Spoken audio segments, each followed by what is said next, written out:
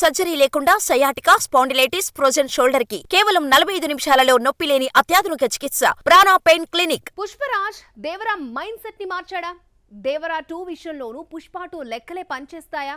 Koratala and team Devara 2 sittings లో పెట్టుకున్న collection target ఎంత?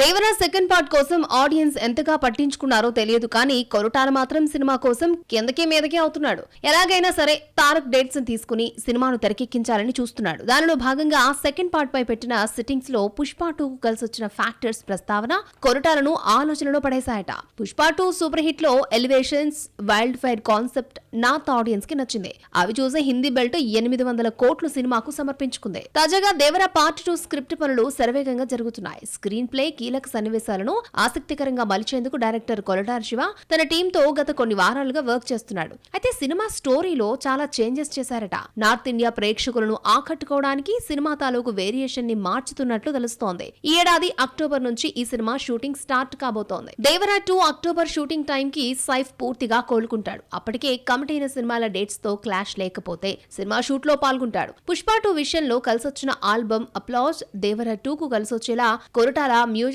సిట్టింగ్స్ ని ప్లాన్ చేస్తున్నాడు. అయితే కొరటాల దేవరా 1 కు 500 కోట్ల కలెక్షన్స్ వస్తే దేవరా 2 కు ఎంత లేదన్నా 1000 కోట్లు వచ్చేలా స్కెచ్ చేసుకుని దిగుతున్నాడు. ఎందుకంటే దేవరా పార్ట్ 1 ను అటు హిందీ ఆడియన్స్ బాగా రిసీవ్ చేసుకున్నారు. అదేవిధంగా సెకండ్ పార్ట్ కు అక్కడి ఆడియన్స్ నే టార్గెట్ గా దిగాలని తారక్ డిసైడ్ అయ్యాడు.